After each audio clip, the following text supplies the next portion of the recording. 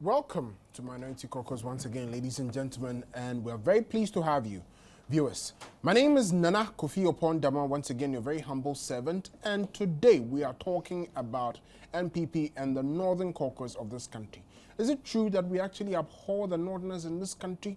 Is it true that we are set out to go against the Northern people in this country? You can join our discussion by texting to 1760 all networks, and let's take the discussion from here. With me to discuss this matter is a very, very elder member of the party, someone who is very close to the presidential candidate of the New Patriotic Party for the 2012 elections, Mr. Mustafa Hamid. Welcome, sir. Thank you, my brother. Okay, now we will proceed with the discussion shortly, but before we do so, we are aware that a lot of you want to know, has the Electoral Commission filed its response? Have they actually managed to provide the further and better particulars that was sought of them? Here's the truth. Disregard what is on social media. Disregard what is out there in the general public. The truth is that the Electoral Commission yesterday attempted to file their papers. They were, however, told to go and come back because some of the material they were presenting was not legible and had a variety of faults. Today, just before I proceeded to come into the studios, they were still at the premises of the Supreme Court attempting to file. Officially, before I came into these studios, they had not finished filing the papers. So those that are out there telling you all sorts of things, please disregard it.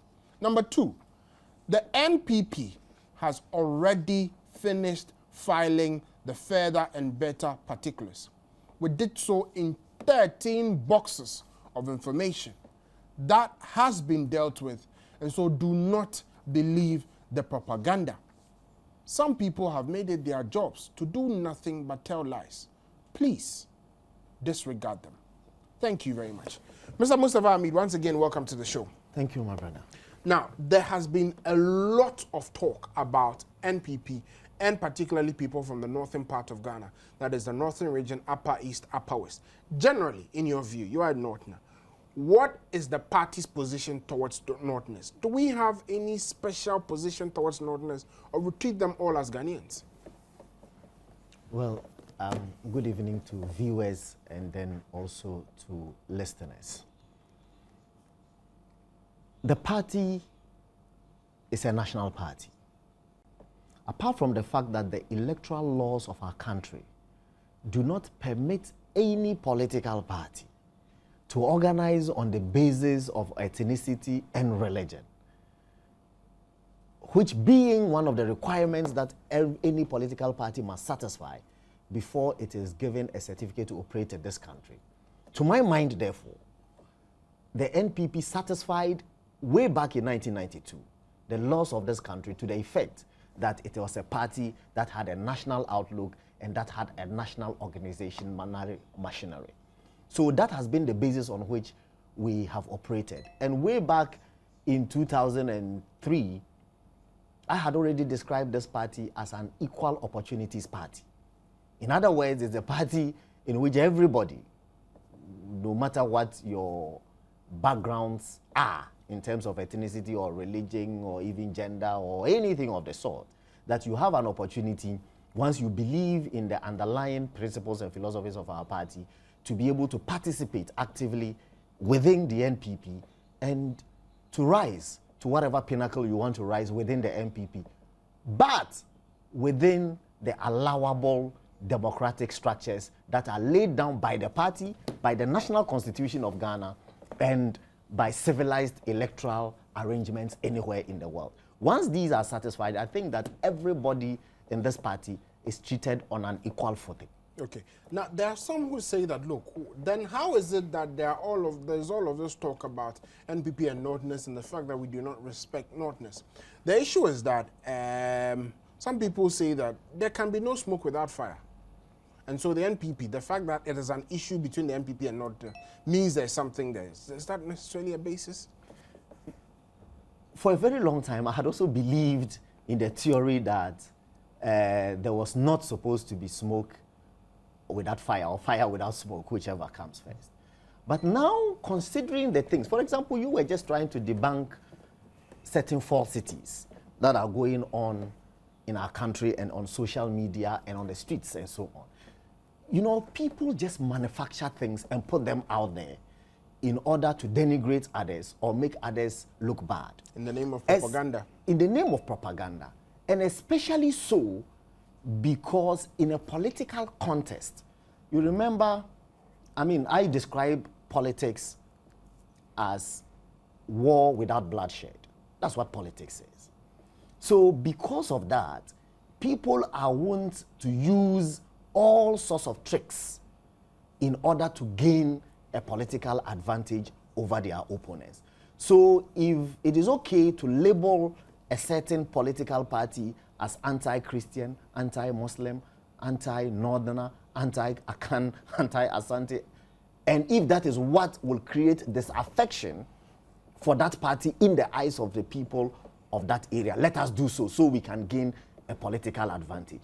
But you see, in a country where the majority of the people are discerning, you can't just do that and get away with it, which is one of the reasons why we are having this discussion, because it's being put out there actively, and sadly so, by very prominent citizens of our country. Recently we heard and saw Haruna Atta on Metro TV, on radio, all over the place, denigrating the New Patriotic Party. I know you would come to the specifics of the things that he said, but saying basically that our party has had an anti-Northern agenda and so on and so forth. But it is not supported by the fact. I do not want to belabor the point about the formation of the UP tradition and also about what we now call the Dankwa Buzia Dombo tradition, and how the Northern People's Party, you know, before Nkrumah passed his avoidance of discrimination law, you know, people formed political parties on the basis of ethnicity, on the basis of religion. There was Muslim Association Party, there was Northern People's Party. And these parties, when they went to Congress, in order not to fall foul of the avoidance of discrimination law, wanted to join with other parties to form coalitions. Which coalition did they join? Of course they joined the National Liberation Movement and all those parties that you will call Akanistic or if you want, Ashanti-based parties and so on, to form what is now called the Dankwa Buzia Dombo tradition or the United Party. SD Dombo was supposed to be leader of that coalition, but surrendered leadership to K.A. Buzia. I don't know on what basis he did that. So even in those days, and in the 69 elections, the Buzia's Progress Party virtually swept all of the seats in the northern parts of this country. So there has been a point in this country where people of northern extraction have felt that their natural base or the place where they feel comfortable, okay, to play their politics is in the party of Dankwa and of Buzia. Do you get the point? Yeah. So certain dynamics might have changed because of the long periods of military rule, okay? And then immediately after the 1992, when we came into multi-party democracy in 1992, of course, because of the long period of military dictatorship and military rule, and because of the fact that most of the northern elites within that 11 period of General Rawlings's PNDC had been co-opted into the PNDC. Okay, so when the thing metamorphosed into NDC, naturally, then they went there. Meanwhile, the people who had liberal, or if you want, Dankwa Buzia's orientations, didn't have the opportunity to play an active part in that PNDC tradition. So when we metamorphosed into multi-party democracy, those of us who didn't believe in the military traditions and so on, who were Northerners, were handicapped and found ourselves in the minority all of a sudden. Okay. And since then, we in the Dankwa Buzia Dombo tradition from the north have been struggling to reassert our claim to northern territory. Okay. That's all. So it's all an accident of history, if you ask me, and it is borne by the facts. Okay. Now, you keep saying that the facts. Yes. Can we allude to a set of facts that say that, yes, clearly, NPP is northern friendly? Yes.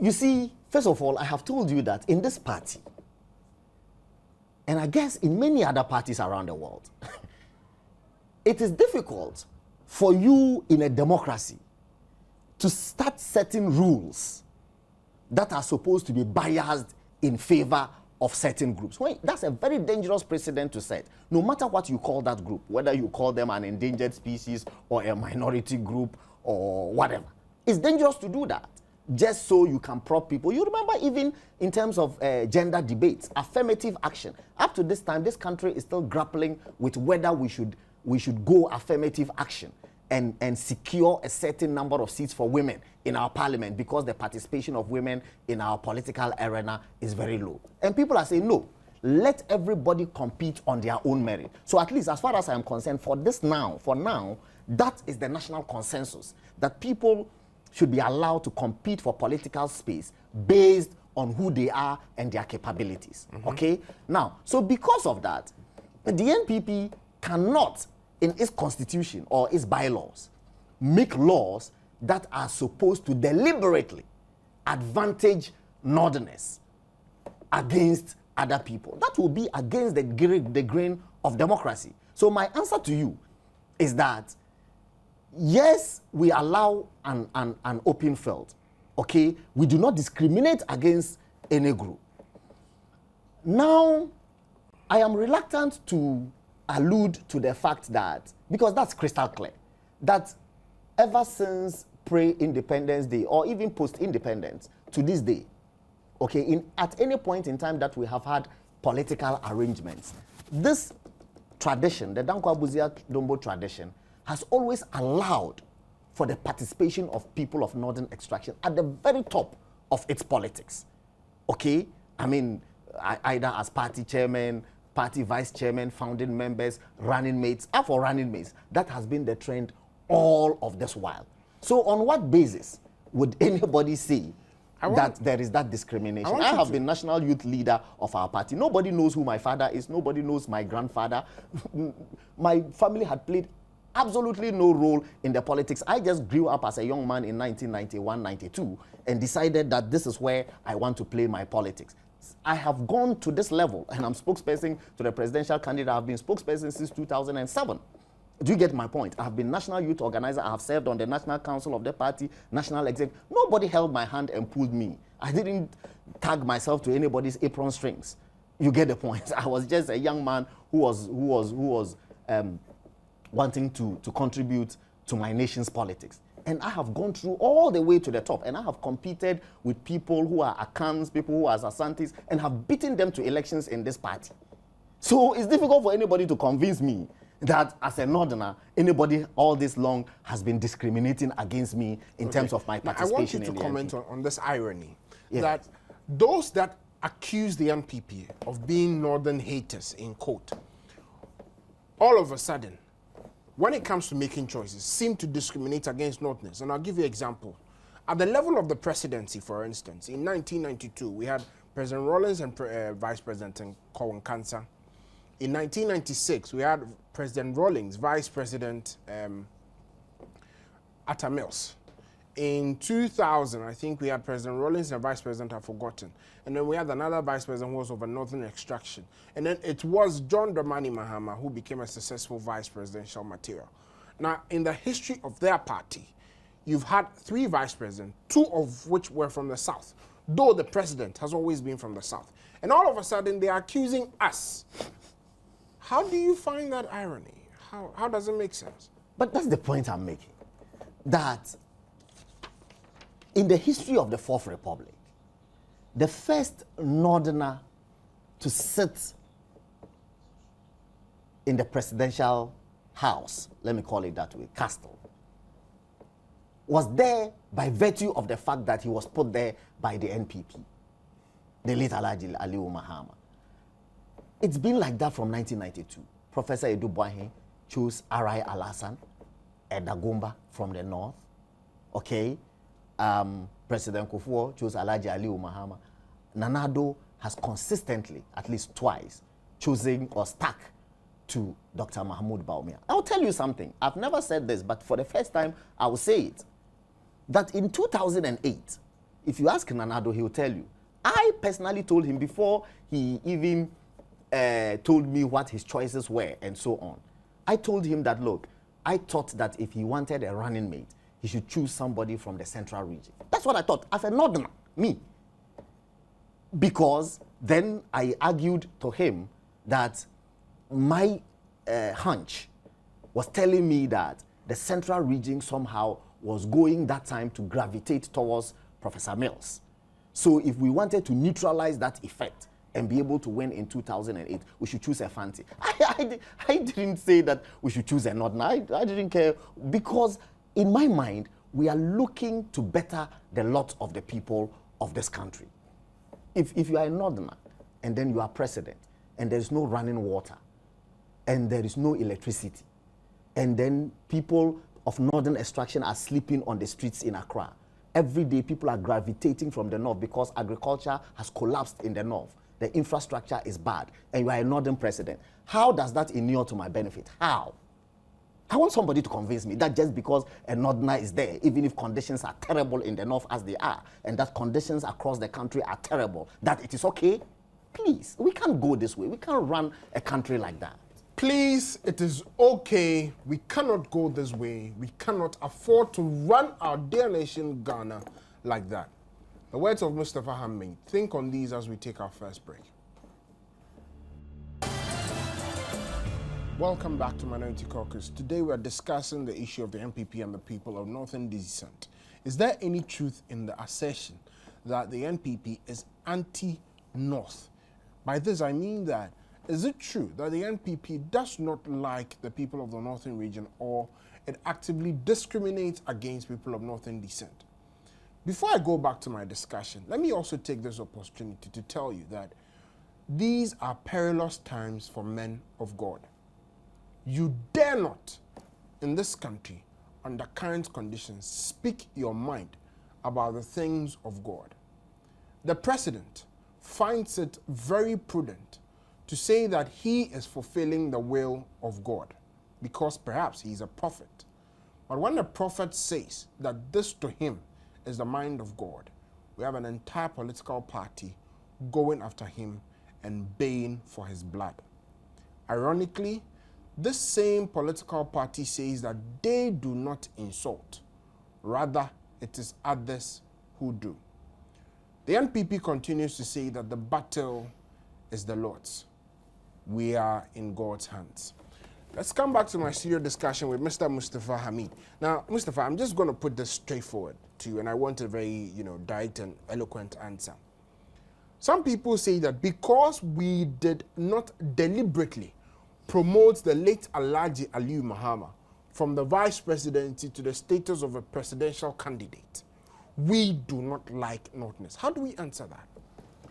Yeah. That has been the basis of Harold Atte's arguments. And I find that very sad, because he's one of the people that straight away you would respect when it comes to journalistic acumen and so on. Now, let me even go back pre Alhaji Aliyu Mahama, because Alhaji Aliyu Mahama is not the first Northerner, even in the Fourth Republic, or was not the first Northerner in the Fourth Republic to have run in an NPP presidential primary. In 1998, Alhaji Yakubu Malik ran in the presidential primaries. He's a Northerner, full-blooded Northerner from Yendi. Ran in the 1998 primaries in Sunyani against President Kufuor and Nanado and the rest of them, and got 7 votes. Okay? Now, at that time, even all the way to 2007, we had 10 delegates per constituency in our presidential primaries. Now, if Alhaji Malik got 7 votes, and if we were to assume that even all his 7 votes came from the Yendi constituency, where he represented as a member of parliament for, I think, 2 or 3 terms, even if we were to assume, it would mean that even 3 of the delegates from Yendi didn't think that the presidential candidacy was an entitlement of Northerners. Not to talk of the rest of the delegates from all the three northern regions. The point I am making to you, that northerners themselves in the NPP have never felt that they are entitled to the leadership of this party just simply on the basis of the fact that they are northerners. They've never thought that. And the evidence is borne out by the results that northerners who participate in our presidential primaries obtain. Because you would have thought that if they thought that they had a certain sense of entitlement, then all of them would have come there voting for their brother. So that if Alhaji Malik had made 490 votes, which was the total number of votes that were supposed to be coming from the north, and didn't get any more or any less, then there would have been reasonable conjecture. Even that would have just been conjecture. That, oh, okay, so you see the southerners or the Akans or whatever, the northerners want the leadership, but the southerners didn't give them the top-up numbers that they needed to obtain the leadership of the party. But that wasn't the case. 7 out of a possible 490 votes. How does that tell me? I'm an academic. I teach in a university. Honestly speaking, I've been struggling since Harun Ate's outburst to understand the philosophy. Yeah, the logic. Honestly, I really pray. I wish somebody could convince me that northerners themselves give their compatriots 7 votes out of a possible 490. And somebody tells me that it is rather people outside of the north who are discriminating against them. I don't understand that logic. Okay, that's for Alhaji Malik. Number 2 is Alhaji Aliu Mahama. Alhaji Aliu Mahama was a contractor. Everybody knows that. And I have known him since my participation. I got to know him since my participation from 1992 in the politics, because from 92 I was all over the platforms in the north. And all he did was provide backbone or background support for the party. If you ask people like Dan Botwe and the rest of them, the late Ajenim, anytime people came to the north to mobilize for the party, even Nana Akufo-Addo, when they went around planting the party in various places, it is Aliu Mahama who, together with a few others, would fund the activities of our party. He was a background person. He was not one of the people who wanted to do frontline business in the party. People like Professor Wayo Seni and the rest of them who were founding members helped in drafting our constitution, our 2000 manifesto, and so these were the frontline people, and became a national vice chairman, Professor Wayo Seni and the rest of them. These were people who were willing to do frontline politics. Amadou Kalim and co, okay, who signed our papers for us to obtain registration from the Electoral Commission. These are people who wanted to do frontline. So Alhaji Aliu Mahama initially was not somebody who was interested in doing the frontline business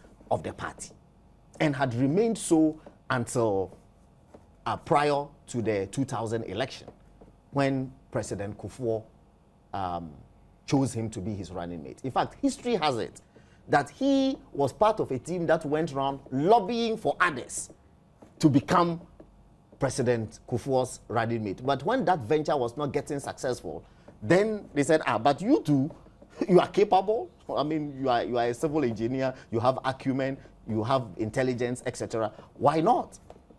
Initially, he was hesitant, but accepted it. Do you get the point? So the political party that picks somebody who, as they say in Ghanaian language, who is sitting somewhere and minding his business, and raises him to the number 2 position in this country, how do you accuse that political party of hatred for that man?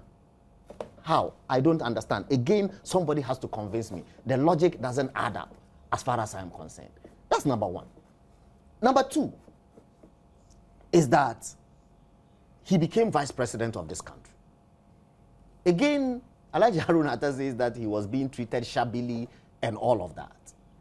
The Constitution of the Republic of Ghana, 1992 Constitution, that one, virtually has nothing in it in terms of stated roles for a vice president. No. That's why some people are advocating that we should do the parliamentary system of governance that allows for a president and a prime minister, so that the prime minister is a hands-on person. You get the point? That argument is there. That's not the business of this program. But I'm saying that people are making that argument because vice presidents are virtually redundant. Okay? And they only work at the behest of the president. And I know that Alhaji Aliyu Mahama has been on all of the major stages, political stages of the world on behalf of President Kufuor. He's addressed the United Nations, he's been to African Union, he's been around the world, Thailand, America, London, led government delegations to the Arab world, met delegations. He's played so many roles in the period and acted as president the many times. You remember the NDC itself kept accusing President Kufuor that this was a president who was living outside and virtually visiting Ghana once a while. Okay, if their thesis is correct, that President Kufuor was never mostly present in Ghana, who was running the affairs of state? Okay, so was there an occasion when President Kufuor said, okay, I have a vice president, but I don't believe in him, therefore somebody else should act as president? Was there such an occasion when he couldn't go to the United Nations? Who was addressing the United Nations OAU? So again, it's difficult for me to understand that Alhaji Aliyu Mahama was treated shabbily. Okay? Number 4, the presidency. Again, the same points hold with the arguments that I've already made about the Alhaji Malik matter. We went to the Congress. We said we wanted people. You remember there were 17 candidates. Damwa, 17. That should tell you the character of the MPP. Nobody was inhibited in any way from contesting. And for Harun Atta to tell us that we should have tied everybody's hands and railroaded our delegates and compelled the delegates to go to the ballot box and tampering for Alhaji Aliyu Mahama, honestly speaking, I think that it is the lowest point of any democratic argument that anybody can make. Because it's not possible in a democracy. It's not. In a democracy, we open the floodgates for people who are capable of contesting an election to do so. And once you put yourself up, it is the delegates who decide. President Kufuor could have told Alhaji Aliyu Mahama, if he didn't want an ordinance, that Massa, please, leave it. And I know that the kind of respect that Alhaji Aliyu had for President Kufuor, he would have listened to him if President Kufuor had persuaded him not to. But because it is not the policy of our party to compel people not to engage their talents, you cannot do so. So he ran, okay? In that election, he got 148 votes. Again, there were a possible 490 votes from the north to be taken. 490 votes from the north to be taken. I remember YB, who was a member of his campaign team, coined a slogan called 490 Power. You get the point? And the 490 Power meant that they were primarily targeting all 490 votes. And therefore, if they had gotten the 490 votes, plus a few more votes from across other regions, they would have won. It didn't happen. They got 148 votes. Less than half. So again, Northerners did not come to that Congress with a sense of entitlement. That because we are Northerners, this is our time. President Kufuor is going, therefore it is either our time or it is time for our brother Alhaji Aliyu Mahama to become. Northerners themselves didn't think like that. So how did anybody expect Northerners who were not reasoning like that? We expected other people who were of other extractions, ethnic extractions, to come compelling Northerners to reason like that. Again, yours truly, I was spokesperson for Nanado. You get me? Together with all of our northern structures. Yeah. Okay. Why did it?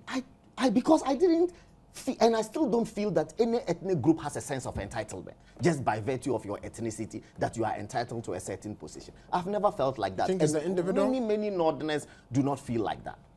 Because for all these 490 people could have come voting for Alhaji Aliyu. And I can guarantee you, I'm not a seer, but I can assure you that I am not sure that all these 490 votes, 148 votes. 148 votes for Aliyu came from the north. No. So perhaps he got far, far, far, far less, perhaps 20, perhaps 30, perhaps 40 votes from the North. We are never able to, we are not going to be able to tell. Do you get the point? Yes. But what is palpably clear is that if we were to assume that all 448 people who voted for him were from the North, it will still mean that the overwhelming number of Northerners who came to that Congress did not come with a sense of entitlement, did not feel that Northerners must be. So why does Haruna Atta want us to have compelled our delegates at that time to go there and by all means vote for Aliu? I don't understand how a democracy can work like that. The workings of a democracy are such that you should give equal opportunities to all who are able to contest. However, some people believe that for ethnicity's sake, for tribalism's sake, we should go behind those principles. This is Minority Caucus. We'll take our last break and come back where you can join the discussion.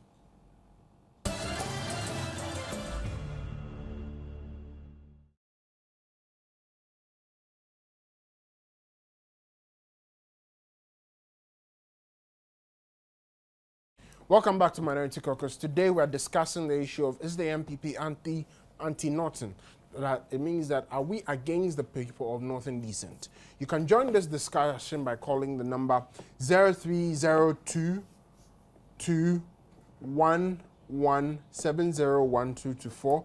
I repeat the number again, 030221170124. My guest in the studio is Mr. Mustafa Hamid, spokesperson for the 2012 presidential candidate of the NPP, Nana Addo Dankwa Akufo-Addo, who is also of a Northern descent himself. Now, let's home down on all of these matters. You've explained validly and very cogently the arguments that it was democracy that actually prevailed at that instance. The NDC will say that counter. They held off the position for John Dramani Mahama to become presidential candidate, and so they love Northerners more than we do. Of course, I mean, everybody knows that John Mahama becoming president in 2012 was an accident of history. I mean, the president died suddenly. And then, in any case, John Mahama himself had gone to Sunyani earlier, okay, to support and endorse the candidature of President Mills. He was their presidential candidate at the time that he died, right? So, and they had just 5 months or 6 months to an election. No matter how politically naive any political party is on earth, if your president dies and you have 5 months to an election, the next logical person to step in to run that election would be his vice presidential candidate, who by then would have been marketed already and been vice president and so on. Is it at that time that they were now going to a Congress to go and fight and go around and come? What time would they have had? So that one, please, is a no argument at all. They didn't have a chance. They were we have a caller from Takoradi. Hello? Yeah, I'm Baron, calling from Takoradi. Yes, Chief. In fact, I have tried many times always to reach you, especially when you have such a program. I know that such a day and such a time we do have such a program, but I thank God that today I'm almost through. In fact, just like you are discussing, if you look at it very well, it is something that the NDC have discussed it over and over. I don't know what kind of agenda they want to plunge our party into. I don't understand. How can you on earth say that the MPP is, against the Northern region? They are doing this just for their parochial interests. I don't know what kind of achievement they want to achieve, especially from the Northern. If you look at it critically, you could see that indeed all the MPP, people who have come, especially to help the party, most of them, they did well by choosing most of the leaders from the Northern sector. So it is them rather who are rather against the Northern people. If indeed they are not against them, they should do something for the Kaya youth who are in Accra now. Thank you very much, Nana. Thank you very much for your contribution as well. We greatly value that, and sorry for the many attempts that you've made to try to get to. We are very sorry. We apologize for that. But that's just a gift of technology. We have Abu from Salaga. Abu, are you there? Yes. Yes, good evening. Good evening, Chief. Thank you. I just want to thank Mr. Hamid for his wonderful work doing. Yes, in fact, this evening he has really educated us clearly. And what I want people to understand, if they really know the history of NPP is being formed by the northern people. So I don't understand why the NDC are trying to just create an impression as if NPP is for only the Southerners. Really, NPP is even having the Northerners at heart. The first in the history of this country that a vice president was picked from the northern region and a Muslim as well. So with this just propaganda and all the lies that they've been peddling, we are awake, we are enlightened, and we wouldn't succumb to their lies. And thank you very much. Keep on educating us. Thank you. We will keep on educating you, Abu from Salaga. Your concerns are very well noted. Mr. Hamid. Yeah. You know, the point that has to be made before we close this program is that Alhaji Aliu Mahama fell ill and died. I'd want you to hold on a minute on that. Charles from the Volta region. Welcome, sir. Thank you, Nana. Yes, sir. Thank you for the good work that you are doing. Thank you. We are grateful. We thank you for the information. You know, we support you. We love the MPP. From the Volta region, we love the MPP. We enjoy all your programs. We always hear you. We thank you for the information. Give us the facts. We want the facts. Tell us the facts. Okay? Yes, sir. We thank you very much. Greetings to Nana. All right. Thank you very much. Thank you too, Chief. We are very grateful. Mr. Hamid. Yes. I was making the point that Alhaji Aliu Mahama fell ill and died when we were on a mission, on a campaign mission to the Upper West region. Okay? I was there. It's not hearsay. I was in the Amtrak air with him. We're flying to Sunyani. From Sunyani, then we're going to drive to the Upper West to meet up with Dr. Mahmoud Baumia for our Upper West regional tour. I'd want you to hold on. Martin from Navrongo, are you still there? Yes, Nana, good evening. Good evening, Chief. How are we doing? That's great. We are grateful for seeing our brother Mustafa night. We have really missed my night. I know if these days the NDC election is to pull people hands to say vote for the person. If that is the most... Martin, can you please speak up a bit? Hello? Yeah, please speak up a bit. I'm saying the NDC democracy these days is to pull people hands to vote for the person that they want. Yeah. And that's the argument the Aruna Attack and Co are making these days. I'm saying this because if people have protested for an election and you are expecting Northerners to be voting for Northerners and Southerners to be voting for Southerners, I don't know what kind of democracy we are winning trying to practice. We look for people that will vote for and will solve our problems or solve our politics. If that is the case, then it is. Okay. Thank you very much, Martin from... Hello, Daniel. Yes, sir. Daniel, you have the floor. Yes. Good evening, sir, my brother. Good evening, Chief. Yeah, we thank you for your good work. I'm Daniel calling from Pandai. Yes, sir. Yeah. You see, what is happening is we, the people of North, actually, we want to tell the people of this country that it is the NPP that came to oppose the people of the North, equally to the people of South. So I don't know why most people don't want to play that fact. And if you look at the record, the fact is there. When the former President John Ajikun Kufuor came, that we got to know what is all those things about. And we have seen a lot of development in this area. So I think people should understand that NPP is never for sadness, it's for Northerners as well. And we shouldn't vote in during the election on the travel line. We should cast our minds back for what President Kufuor has done for the people of North, and for that matter. Thank you very much. We have Sister GB from Kumasi. Madam Pacho, bet me pa feel free. Pacho, my TV no come from Kakrama me why? Pacho, me mamu moni adwuma amoye. Say na no mu biebie nipa mu adwen. Na me pese enipa ye ti ase say MPP no. Enya amanfrɔf ayɛ nyinaa Ghana man nyinaa dia abatoe a yɛfi am yɛhu sɛ aibefoɔ no kora ɔmo dɔ yɛn ɔmo dɔ yɛ paa yɛnya aba no bi na wiamu ɛna bi yɛhu sɛ ɔmo ka yɛn ho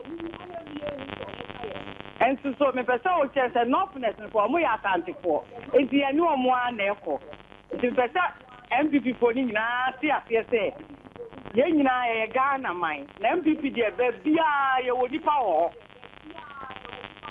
enti mo bia NDC foɔ propaganda na ɔmo yɛ no emire bi bɛba abatoɔ no ne nyinaa bɛyɛ MPP foɔ dea nipa bɛnya nteaseɛ. Okay.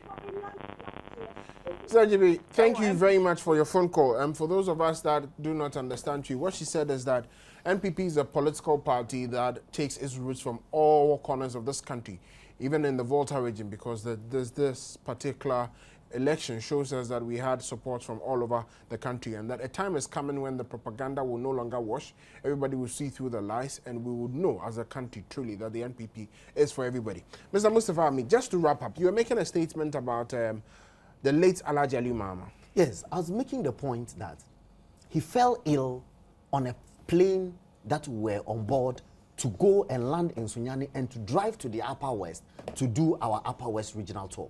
And you remember before his sickness, we were all over the north with him and Dr. Baumia. He was the one introducing Dr. Baumia to the people and chiefs of the northern regions and telling them that this is the one that I want to step into my shoes as Vice President of the Republic. In Sunyani, I'll tell you, and my witness is the Vice Chairman of the party, Sheikh TB Damba. In Sunyani, after they had given him a few drips and his eyes opened, he said, I am proceeding to the Upper West. Even against the advice of the doctors said, no, we should bring him back to Kolebu Cardio.